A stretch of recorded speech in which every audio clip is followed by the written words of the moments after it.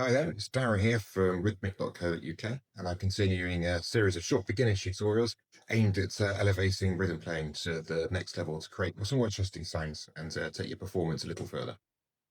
This video is going to be all about percussive strumming, and I'm going to be using Jake Bug's lightning bolt to demonstrate a little bit of that for you right now.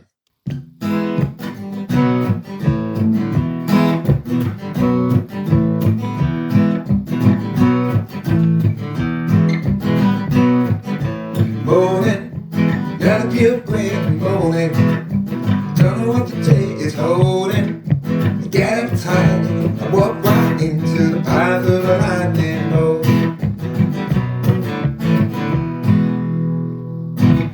So it should be pretty obvious then that a big part of what rhythm playing is about is providing percussion elements. Especially if you're playing solo without a percussionist to accompany you. And as great as drummers are, they're difficult to store and hard to transport. You can make a lot of drummy sounds on the guitar. It's basically just a big hollow box after all. You can bang it and tap on the body like Ed Sheeran. I've even seen people take a tin can lid and peg them to the sound hole to make a hi-hat kind of a sound. In this video, I'm going to be concentrating on strumming the strings to make a percussive snare effect instead. So the basic idea is to completely mute the strings to kill the tone totally. It's an extreme version of palm muting, if you like.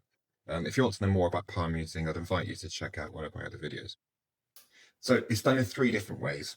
It's either muted by the side of the strumming hands, so here.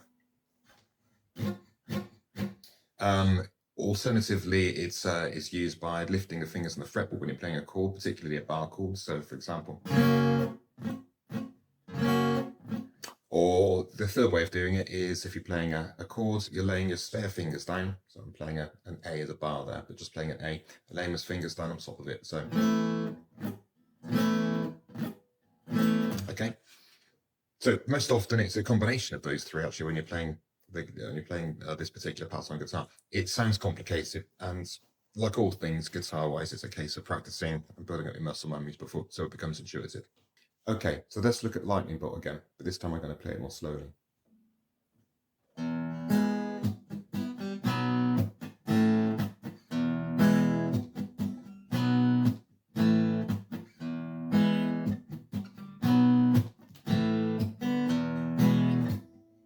Okay, so the E, plucking a bass note, and then what I'm doing is I'm using the side of the hand to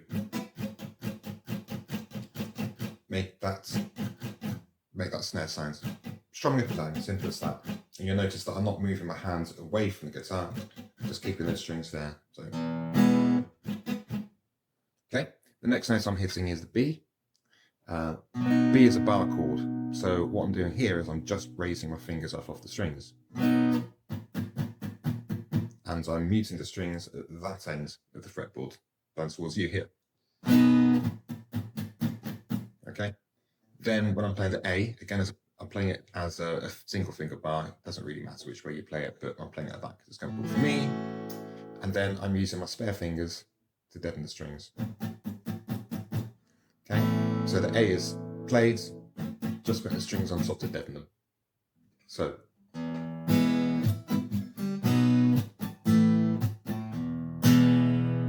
Okay, it's simple as that. It's one of those things, like I said, with all things guitar, it's about practice and it's about going over it and doing it until it becomes really intuitive. But when you do get the hang of it, it becomes a very important part of your playing, and it transforms the way you're thinking about the guitar. You think of it as a percussive instrument as well as a melodic instrument as well. Okay, I'm going to play a little bit more of Jake Bug's Lightning Bolt now, and I'm going to go into the chorus as well. This time I'm going to play it, and you'll see what I mean about the intuitive nature of it.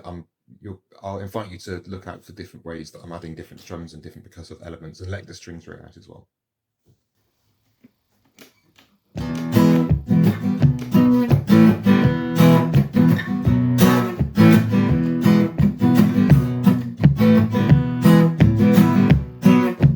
Better ain't this poverty for her. Only put me told ya. Yet sweat when you standing in the path of a lightning bolt.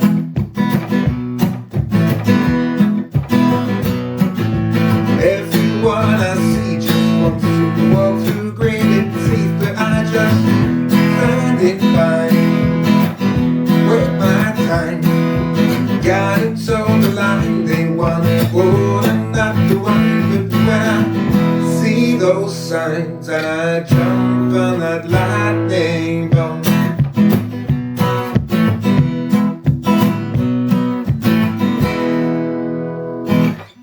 Thank you very much. I'll see you on the next video.